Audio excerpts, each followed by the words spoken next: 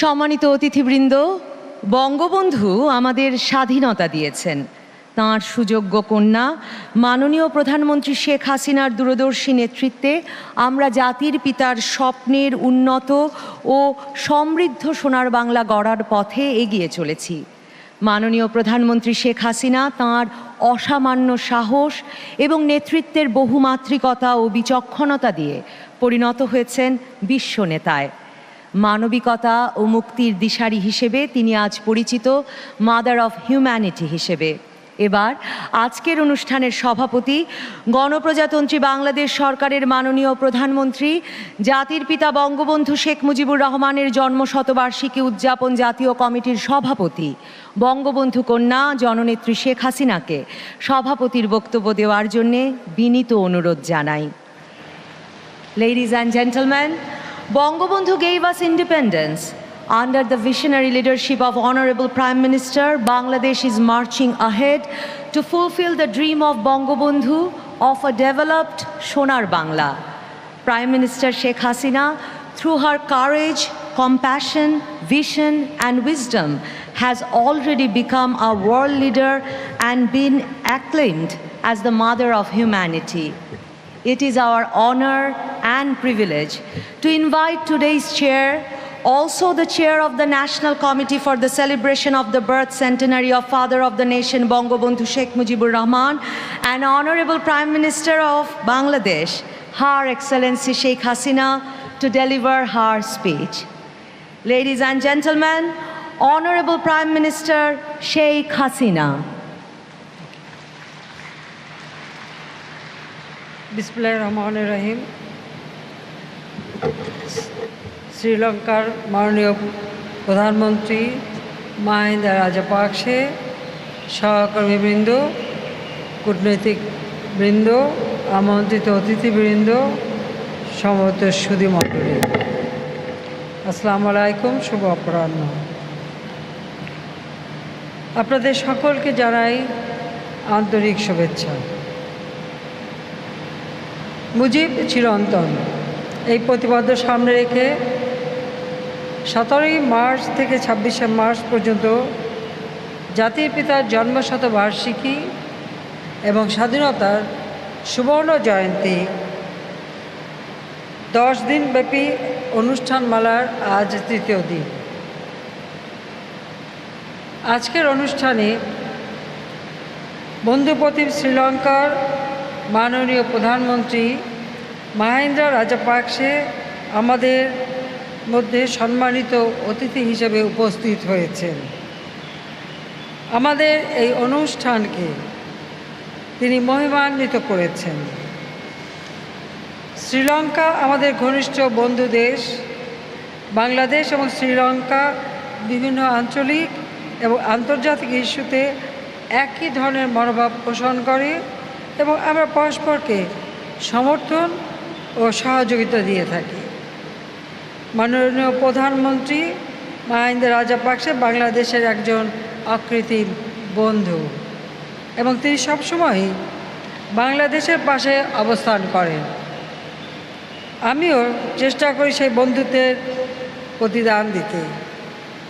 বাংলাদেশের জাতির পিতার জন্মশতবার্ষিকী এবং স্বাধীনতা সুবর্ণ জয়ন্তী উদযাপন অনুষ্ঠানে প্রধানমন্ত্রী মাহিন্দা রাজাপাকসের যোগদান তার নিজের এবং শ্রীলঙ্কার জনগণের আমাদের মধ্যকার বন্ধুত্বপূর্ণ সম্পর্কেরই প্রতিফলন। আমি নিজে, আমার সরকার বাংলাদেশের জনগণের পক্ষ থেকে শ্রীলঙ্কার মাননীয় প্রধানমন্ত্রীকে এবং তার দেশের জনগণের প্রতি গভীর কৃতজ্ঞতা ও ধন্যবাদ জানাচ্ছি। আমি আশা করি আমাদের দুই দেশের জনগণের মধ্যে এই বন্ধুত্বপূর্ণ সম্পর্ক ভবিষ্যতেও আরও সুদৃঢ় হবে। একই সাথে আমি ধন্যবাদ জানাই রাশিয়ার পররাষ্ট্রমন্ত্রী সার্গে লেভরভ, যিনি এই অনুষ্ঠানে তার বার্তা পাঠিয়েছেন এবং বাংলাদেশের অকৃত্রিম বন্ধু আরেকটি দেশ, মহান মুক্তিযুদ্ধ এবং যুদ্ধ পরবর্তীকালীন সময় যারা সব সময় আমাদের পাশে থেকেছেন এবং আজকে আমরা যে নিউক্লিয়ার পাওয়ার প্ল্যান্ট তৈরি করছি, এটা তাদেরই অবদান, তাকেও ধন্যবাদ জানাই। আমি ধন্যবাদ জানাই মালদ্বীপের মহামান্য রাষ্ট্রপতি, তিনি 17ই মার্চ জাতির পিতার শুভ জন্মদিনের আমাদের যে উদ্বোধন অনুষ্ঠান, সেই অনুষ্ঠানে উপস্থিত হয়েছিলেন। সেই জন্য বাংলাদেশের পক্ষ থেকে তাকে আমি ধন্যবাদ জানাই। আমি আরও ধন্যবাদ জানাই এই অনুষ্ঠান উপলক্ষে চীনের মহামান্য রাষ্ট্রপতি জিন সিপিং, কানাডার মাননীয় প্রধানমন্ত্রী জাস্টিন ট্রুডো, জাপানের মাননীয় প্রধানমন্ত্রী ইয়োশিহিদে সুগা, আমাদের এবং কম্বোডিয়ার প্রধানমন্ত্রী হুন সেন, তারা আমাদের এই অনুষ্ঠানে যে বার্তা পাঠিয়েছেন তার জন্য সকলকে আমি বাংলাদেশের জনগণের পক্ষ থেকে, আমার সরকারের পক্ষ থেকে এবং ব্যক্তিগতভাবে আমার পক্ষ থেকে আন্তরিক ধন্যবাদ জানাচ্ছি। তাদের এই বক্তব্য আমাদের এই অনুষ্ঠানকে আরও প্রাণবন্ত করেছে, মহিমান্বিত করেছে এবং বাংলাদেশের পররাষ্ট্রনীতি জাতির পিতা বঙ্গবন্ধু শেখ মুজিবুর রহমান আমাদের যা দিয়ে গিয়েছিলেন, যে সকলের সাথে বন্ধুত্ব, কারোর সাথে বরিতা নয়, সেই বন্ধুত্বেরই আমি মনে করি একটা দৃষ্টান্ত স্থাপন হয়েছে। সুধী মণ্ডলী, আমি গভীর শ্রদ্ধার সাথে স্মরণ করছি জাতির পিতা বঙ্গবন্ধু শেখ মুজিবুর রহমানকে। শ্রদ্ধা জানাই জাতীয় চার নেতার প্রতি, 30 লক্ষ শহীদের প্রতি, 2 লক্ষ মা বন্ধুর প্রতি সশ্রদ্ধ সালাম জানাই আমাদের মুক্তিযোদ্ধাদের এবং মহান মুক্তিযুদ্ধে যারা সহযোগিতা করেছেন তাদের, এবং দেশে বিদেশে যারাই আমাদের পাশে ছিলেন, আমাদের মুক্তিযুদ্ধে সহযোগিতা করছেন, তাদের সকলকে আমাদের আন্তরিক ধন্যবাদ আমি জানাচ্ছি। আজকে বারবার মনে পড়ে আমার বাবার কথা, মায়ের কথা, ভাইদের কথা। আমি গভীর বেদনার সঙ্গে স্মরণ করি 15ই আগস্ট বাংলাদেশের জন্য একটি অত্যন্ত দুঃখের একটি দিন। শুধু বাংলাদেশের রাষ্ট্রপতি জাতিপিতা বঙ্গবন্ধু শেখ মুজিবকে সেদিন হত্যা করা হয়নি, ঘাতকের নির্মম বুলেট কেড়ে নেয় আমার মা বেগম ফজিলাতুন্নেসা মুজিবকে।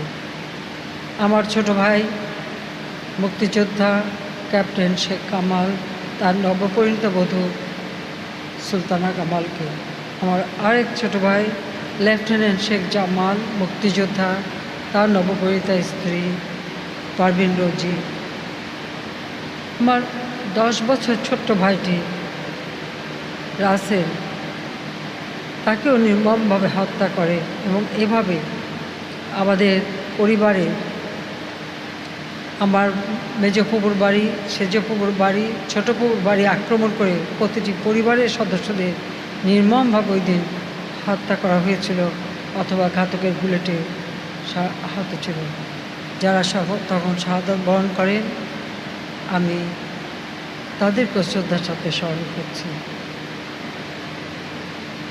আমার পিতা, জাতির পিতা বঙ্গবন্ধু শেখ মুজিবুর রহমান বাংলাদেশের রাষ্ট্রপতি, তার মিলিটারি সেক্রেটারি ব্রিগেডিয়ার জামিল ছুটে এসেছিলেন, ঘাতকের দল তাকেও হত্যা করেছিল। পুলিশে কর্মরত এএসপি হাসিবুর রহমান, ঘাতকরা যখন সিঁধে উঠতে চায় সে বাধা দিয়েছিল, তাকেও নির্মমভাবে হত্যা করে। সেই দিনের গোলার আঘাতে মোহাম্মদপুরে কয়েকটি পরিবারও সেই দিন আঘাতপ্রাপ্ত হয় এবং সেখানে অনেক সদস্য নির্মমভাবে মৃত্যুবরণ করে। তাদের সবাইকে আজকে দিয়ে আমি স্মরণ করছি। আমার একমাত্র চাচা, তিনি মুক্তিযোদ্ধা ছিলেন, পঙ্গু ছিলেন, ঘাতকের দল তাকেও হত্যা করে। এই হত্যার মধ্য দিয়ে বাংলাদেশের মানুষ মূলত তাদের অধিকার যেমন হারিয়েছিল, আর যারা ক্ষমতা দখল করেছিল তারা বাংলাদেশের মহান মুক্তি সংগ্রাম এবং স্বাধীনতার ইতিহাস থেকে জাতির পিতা বঙ্গবন্ধুর নাম চিরতরে মুছে ফেলার প্রচেষ্টা চালিয়েছিল। কিন্তু সত্যকে কখনো কেউ মুছে ফেলতে পারে না। আজকে দিনে সেটাই প্রমাণিত সত্য। আজকে মার্চ মাস আমাদের দেশের জন্য, আমাদের জাতির জন্য, জাতীয় ইতিহাসের জন্য একটি অনন্য মাস। 1948 সালে মাতৃভাষা বাংলাকে রাষ্ট্রভাষার মর্যাদা প্রতিষ্ঠার যে আন্দোলন শুরু, বঙ্গবন্ধু শেখ মুজিব ঢাকা বিশ্ববিদ্যালয়ের আইন বিভাগের ছাত্র, তিনি এই সংগ্রাম সূত্রপাত করেছিলেন এবং 11ই মার্চ ভাষা আন্দোলন শুরু হয়েছিল।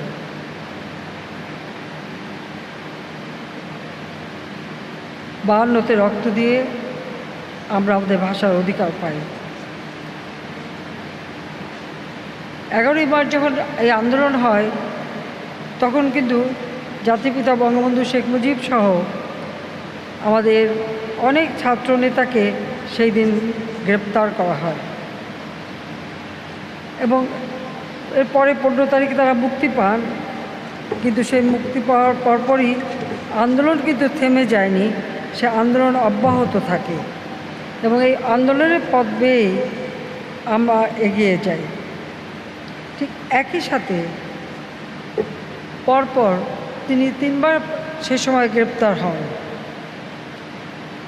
অর্থাৎ যখনই বাঙালির কথা বলার চেষ্টা করেছেন, যখনই বাংলাদেশের মানুষের অধিকার প্রতিষ্ঠার কথা বলেছেন, তখনই তার উপর নেমে এসেছে চরম আঘাত।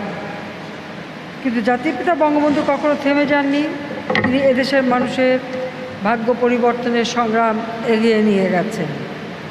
কিন্তু আমরা দেখেছি ইতিহাসের পাতায় যখনই তিনি বাংলাদেশের অধিকারের কথা বলেছেন, তখনই কিন্তু চরম আঘাত এসেছে। জাতিপিতা ভাষা আন্দোলন করতে যেয়ে যখন বারবার গ্রেপ্তার হচ্ছেন, 49 সালে যখন তাকে গ্রেপ্তার করা হলো আর তিনি মুক্তি পাননি, 52 সালে 27শে ফেব্রুয়ারি তিনি মুক্তি পেয়েছিলেন। কিন্তু সে মুক্তি পেয়েও সাথে সাথে তিনি আবার তার সংগ্রাম এগিয়ে নিতে থাকেন এবং এই সংগ্রামের পথ বেয়ে তখন যুক্তফ্রন্ট গঠন করা হয়। 54 সালে হোসেন শহীদ সোহরাওয়ার্দী, একে ফজলুল হক, মৌলানা ভাসানী তার সকলে মিলে যুক্তফ্রন্ট গঠন করেন এবং সেই নির্বাচনে প্রাদেশিক পরিষদে যুক্তফ্রন্ট জয়লাভ করে। বাঙালির হাতে সত্যিকার যারা বাঙালি জাতির কথা চিন্তা করতো তারা ক্ষমতায় থাকুক, এটা আসলে তো পাকিস্তানি শাসকরা কখনো চায়নি। সেই সরকার বেশি দিন টিকতে পারেনি। সেই সরকার এমার্জেন্সি ডিক্লেয়ার করে 92 ক ধারা দিয়ে সেই সরকার পতন ঘটিয়ে এই পূর্ববঙ্গে কেন্দ্রীয় শাসন চালু করা হয় এবং 30শে মে 1954 সালে সরকার ভেঙে দেয় এবং তখন বঙ্গবন্ধু শেখ মুজিব সহ সকলে আবার বন্দী হয়, তাদেরকে গ্রেপ্তার করা হয়। 18 ডিসেম্বর 54 সালে মুক্তি পান। এরপর আওয়ামী লীগ 56 সালে সরকার গঠন করে। আওয়ামী লীগ সরকার গঠন করেই কিন্তু সবসময় এই অঞ্চলে উন্নয়নের জন্য কাজ করে। দুর্ভাগ্য হলো যে সেই সরকারও বেশি দিন টিকতে পারল না। 58 সালে মার্শাল ল জারি হলো। মার্শাল ল জারি হওয়ার পর বঙ্গবন্ধু শেখ মুজিব আবার গ্রেপ্তার হলেন। 7ই অক্টোবর 1958 সালে মার্শাল ল জারি হয়। 11ই অক্টোবর বঙ্গবন্ধুকে বাড়ি থেকে তুলে নিয়ে যায় এবং তাকে 12ই অক্টোবর গ্রেপ্তার করে। ভাষা আন্দোলনের পথ বেয়ে যে যাত্রা শুরু, সেই থেকেই ধাপে ধাপে কিন্তু আমাদের স্বাধীনতা এবং স্বাধিকার আদায়ের আন্দোলন। কিন্তু বঙ্গবন্ধু শেখ মুজিবকে যে বারবার গ্রেপ্তার করা হয়, কিন্তু তাতে কিন্তু তিনি কখনো দমে যাননি। তিনি কিন্তু তার সংগ্রাম চালিয়ে গেছেন, একটি জাতিকে স্বাধীনতার চেতনায় উদ্বুদ্ধ করেছেন এবং এই সংগ্রামের পথ বেয়েই কিন্তু আমরা আমাদের স্বাধীনতা অর্জন করি। কারণ পাকিস্তানি কারাগারে বারবার তাকে যখন গ্রেপ্তার করা হয়েছে, তিনি যতবার বের হয়ে এসেছেন আবার তিনি এদেশের মানুষের অধিকারের কথাই বলেছেন, আর যার ফলে তাকে বারবারই কারাবরণ করতে হয়েছে। আমরা যদি সেই 48 সাল থেকে ধরি যে 11ই মার্চ তিনি গ্রেপ্তার হলেন 48 সালে, আবার 19শে এপ্রিল তিনি গ্রেপ্তার হলেন, 26শে জুন তিনি মুক্তি পান 49 সালে। অর্থাৎ আমরা এটাই দেখি যে বারবার যে তাকে গ্রেপ্তার, এরপর আবার 19 জুলাই তিনি 49 সালে গ্রেপ্তার হন। সেখান থেকে তিনি ওই দিনই আবার জামিনে মুক্তি পেয়েছিলেন। এরপরে 31 ডিসেম্বরে 49 সালে তাকে যখন গ্রেপ্তার করা হয় আর মুক্তি পেলেন না। এরপর 52 সালে মুক্তি পেলেন 27 ফেব্রুয়ারি, 54 সালে 30 মে গ্রেপ্তার হন, 18 ডিসেম্বরে মুক্তি পান। আবার তিনি 11 অক্টোবর 1958 সালে গ্রেপ্তার হন, 17 ডিসেম্বর 1949 সালে আবার তিনি মুক্তি পান। অর্থাৎ এই যে 11 অক্টোবর তাকে যে গ্রেপ্তার করা হলো মার্শাল দিয়ে, তার বিরুদ্ধে অনেক মামলা দেওয়া হলো মিথ্যা, একে একে প্রায় 15টা মামলা দেওয়া হয়েছিল। সেই মামলা থেকে একে একে তিনি মুক্তি পান, খালাস পান। এরপর রিট করে তিনি 17 ডিসেম্বর 1960 সালে মুক্তি পেয়েছিলেন। এরপর আবার 62 সালে 7 ফেব্রুয়ারি বঙ্গবন্ধু শেখ মুজিবকে গ্রেপ্তার করা হয় এবং 18 জুন 62 সালে তিনি মুক্তি পান। আর তারপরে তো প্রতিনিয়ত মামলা চলছে, যেদিন গ্রেপ্তার করছেন হয়তো ওই দিনই তিনি মুক্তি পাচ্ছেন, আবার গ্রেপ্তার হচ্ছেন, আবার মুক্তি পাচ্ছেন। এভাবেই 62, 64 সালে পরপর 3বার তিনি গ্রেপ্তার হওয়ার মুক্তি পান। কাজে তিনি যে বাংলাদেশের মানুষের জন্যই সংগ্রাম করে যাচ্ছিলেন, এটা আর কেউ না বুঝুক, পাকিস্তানি শাসকরা খুব ভালোভাবে সেটা বুঝেছেন। এবং আপনারা জানেন যে আমরা যে সিক্রেট ডকুমেন্ট সেটা এখন প্রচার করছি, এটা আমরা ইতিমধ্যে তা বই আকারে বের করছি। বঙ্গবন্ধুর বিরুদ্ধে যে সমস্ত রিপোর্ট দেওয়া হতো, সেই রিপোর্টগুলি দেখলে আপনারা এটা ভালোভাবে দেখবেন যে কীভাবে দিনের পর দিন তার উপর অত্যাচার নির্যাতন চলেছে, কিন্তু তিনি দমে যাননি। তিনি একটা লক্ষ্য স্থির করেছিলেন, সে লক্ষ্যটা হলো দেশকে স্বাধীন করা। এবং 56 সালে যখন আওয়ামী লীগ সরকার গঠন করে, সেই ক্যাবিনেটে তিনি মন্ত্রিত্ব পেয়েছিলেন। কিন্তু দুঃখের বিষয় হলো পাকিস্তানের প্রতিষ্ঠাতা সভাপতি মৌলানা ভাসানী, আমি দুঃখিত, আওয়ামী লীগের প্রতিষ্ঠাতা সভাপতি মৌলানা ভাসানী 1957 সালে কাকমারি কনফারেন্সের পর তিনি আওয়ামী লীগ ভেঙে দেন এবং ন্যাশনাল আওয়ামী পার্টি নামে আরেকটি দল গঠন করেন। তিনি যখন আওয়ামী লীগ ভেঙে দেন এবং আওয়ামী লীগ থেকে চলে যান, তখন আওয়ামী লীগ সংগঠনটাকে শক্তিশালী করা একান্তভাবে প্রয়োজন ছিল। এবং বঙ্গবন্ধু শেখ মুজিব সেই সময় তিনি কিন্তু মন্ত্রিত্ব ছেড়ে দিয়ে দলের সাধারণ সম্পাদকের পদে তিনি ছিলেন, সেই পদ নিয়ে তিনি পান এবং মন্ত্রিত্ব ছেড়ে দেন আওয়ামী লীগ সংগঠনকে শক্তিশালী করে গড়ে তোলার জন্য। কারণ তিনি জানতেন যে কোনো একটা অর্জন করতে হলে একটা শক্তিশালী সংগঠন দরকার। আমরা দেখি পৃথিবীতে মানুষ দল পরিবর্তন করে ফেলে দলের পদ ছাড়ে মন্ত্রিত্বের লোভে। আর বঙ্গবন্ধু শেখ মুজিবুর রহমান মন্ত্রিত্ব ছেড়েছিলেন দলকে সুসংগঠিত করবার জন্য। এ দৃষ্টান্ত আসলে খুব কমই পাওয়া যায়, কিন্তু তার জন্য তাকে অনেক নির্যাতনেরও শিকার হতে হয়, কিন্তু সব কিছু তিনি মেনে নিয়েছিলেন এবং এভাবেই তিনি এদেশের মানুষকে ঐক্যবদ্ধ করতে পেরেছিলেন। টুঙ্গিপাড়ার একটি অজপাড়াঘাট, যেটা গোপালগঞ্জ তখন একটা মহকুমা, ফরিদপুর জেলা, তারই একটি গ্রাম।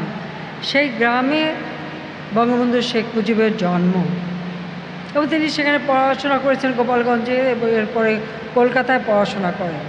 তখন থেকে একটা স্বাধীনতার চেতনা বা দেশের মানুষের দুঃখ কষ্ট দুর্দশা দেখে সেই দুর্দশা লাঘব করবার জন্যই যেন তিনি সব সময় ব্যস্ত ছিলেন। এই বাংলার মানুষ একবেলাও এক মুঠো ভাত পেত না, রোগী চিকিৎসা পেত না, তাদের থাকার জায়গা নাই, ছিন্ন বস্ত্র, শোষিত বঞ্চিত মানুষ, সেই মানুষগুলির ভাগ্য পরিবর্তন করবার জন্য তিনি তার নিজের জীবনকে উৎসর্গ করেছিলেন। নিজের জীবনের কোনো চাওয়া পাওয়া তার ছিল না। তিনি এই বাংলার মাটি, যা হাজার বছরের পরাধীনতার গ্লানি বয়ে বেরিয়েছে, বঙ্গবন্ধু শেখ মুজিবই কিন্তু প্রথম এই মাটির সন্তান, যিনি এই দেশকে স্বাধীন করেছেন এবং এ দেশের প্রথম রাষ্ট্রপতি হয়েছিলেন এবং এরপরে প্রধানমন্ত্রিত্ব পান। আপনারা যদি একটু খুঁজে দেখবেন যে যখনই এই বঙ্গ বলেন, পূর্ববঙ্গ বলেন বা পাকিস্তান আমলে সেই পূর্ব পাকিস্তান বলেন, এদেশের শাসনভার কিন্তু এমনকি তার পরবর্তী সময়েও যারা এসেছে, স্বাধীনতার পরে 15ই আগস্ট জাতির পিতাকে হত্যার পর যারা এসেছে, তাদেরও জন্ম কিন্তু কারো বাংলাদেশের মাটিতে হয়নি। এই ভূমি পুত্র বা এই ভূমির সন্তান একমাত্র বঙ্গবন্ধু শেখ মুজিবুর রহমান। যে কারণে এদেশের মানুষের প্রতি তার সব সময় আলাদা একটা ভালোবাসা ছিল, একটা দায়িত্ববোধ ছিল এবং তিনি খুব সৌভাগ্যবান ছিলেন যে তার পিতামাতা সব সময় তার পাশে ছিলেন, তাকে সহযোগিতা করেছেন। আর সবথেকে বড় সহযোগিতা আমার মা তার পাশে থেকে প্রেরণা জুগিয়েছেন। কোনো দিন নিজের কোনো চাহিদা ছিল না, কোনো দিন সংসারের কোনো কিছু বলে ব্যতিব্যস্ত করতেন না, সব কিছু তিনি নিজে সামলাতেন।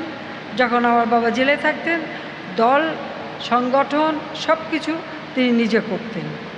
তো এই ধরনের পাশে একজনকে সবসময় পেয়েছিলেন বলেই কিন্তু তিনি তার সংগ্রাম এগিয়ে নিয়ে যেতে পেরেছিলেন এবং এদেশের মানুষকে মুক্তি দিতে পেরেছিলেন।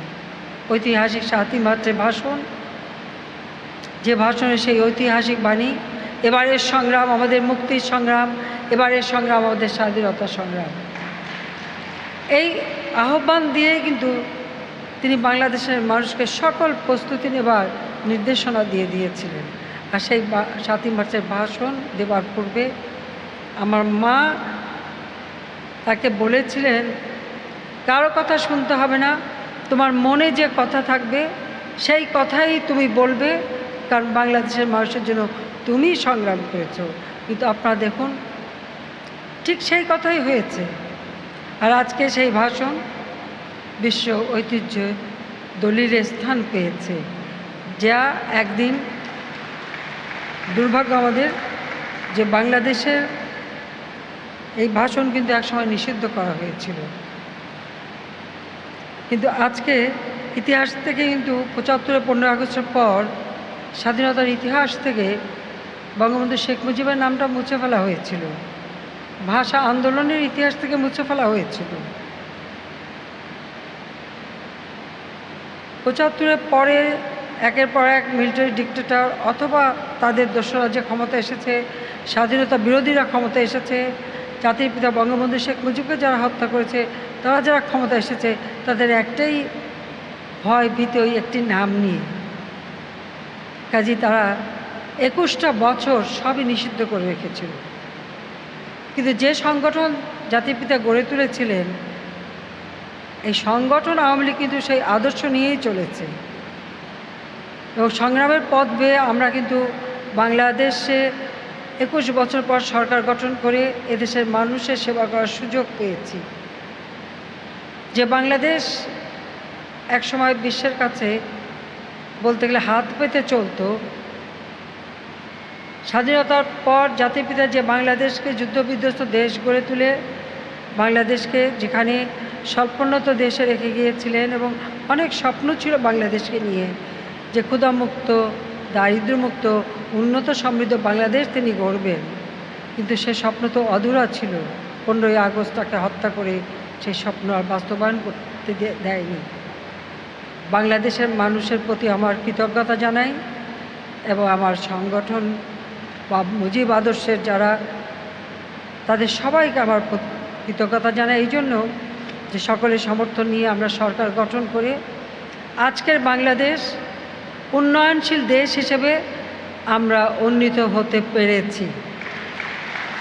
কাজে এই বাংলাদেশে আজ জাতির পিতার জন্মশতবার্ষিকী এবং স্বাধীনতার সুবর্ণ জয়ন্তী আমরা সরকার থেকে উদযাপন করার সুযোগটা পেয়েছি। বাংলাদেশের মানুষের ভোটে নির্বাচিত হয়েছিলাম বলে তাদের প্রতি আমাদের কৃতজ্ঞতা জানাচ্ছি। সেই সাথে এই অনুষ্ঠানে যারা যোগ দিয়ে অনুষ্ঠানকে মহিমান্বিত করেছেন তাদের সবাইকে আমরা আন্তরিক ধন্যবাদ জানাচ্ছি। আমাদের অনুষ্ঠান আমাদের সুবর্ণ জয়ন্তী 26শে মার্চ পর্যন্ত চলবে। আমরা চাই বাংলাদেশ বিশ্বের বুকে জাতির পিতার স্বপ্নের ক্ষুধামুক্ত, দারিদ্র্যমুক্ত, উন্নত সমৃদ্ধ সোনার বাংলা হিসেবে গড়ে উঠুক। বাংলাদেশের একটি মানুষও ক্ষুধার্ত থাকবে না, গৃহহীন থাকবে না, প্রতিটি মানুষের ঘরে আমরা আলো জ্বালব। শিক্ষা, স্বাস্থ্য, কর্মসংস্থান সব দিক থেকে আমাদের দেশের মানুষ যেন উন্নত সমৃদ্ধ জীবন পায়, যেটা জাতির পিতার স্বপ্ন ছিল। জাতি সবসময় বলতেন তার জীবনের স্বপ্ন এই দেশের মানুষ উন্নত জীবন পাবে, ক্ষুধা দারিদ্র্য থেকে মুক্তি পাবে। আসুন আমরা জাতির পিতার এই 101 জন্মদিন আর স্বাধীনতার সুবর্ণ জয়ন্তী আমরা সেই প্রতিজ্ঞাই নেই যে জাতির পিতা যে স্বপ্ন রেখে গেছেন সেই স্বপ্ন আমরা বাস্তবায়ন করব। বাংলাদেশ হবে ক্ষুধামুক্ত, দারিদ্র্যমুক্ত, উন্নত সমৃদ্ধ, অসাম্প্রদায়িক চেতনায় সোনার বাংলাদেশ, যে বাংলাদেশ জাতির পিতার স্বপ্ন বাস্তবায়ন করবে, দুঃখী মানুষের মুখে হাসি ফোটাবে। আমি আবারও সকলকে আন্তরিক ধন্যবাদ জানাই এবং এই অনুষ্ঠানে আয়োজন যারা করেছেন তাদেরকেও আমার আন্তরিক ধন্যবাদ এবং যারা উপস্থিত রয়েছেন সবাইকে ধন্যবাদ। এবং আবারও আমি শ্রীলঙ্কার মাননীয় প্রধানমন্ত্রী মহেন্দ্র রাজাপাকসেকে আন্তরিক ধন্যবাদ জানাচ্ছি আমাদের এই অনুষ্ঠানে এসে তিনি এই অনুষ্ঠানকে মহিমান্বিত করেছেন। খোদা হাফেজ। জয় বাংলা, জয় বঙ্গবন্ধু, বাংলাদেশ জয় জয়।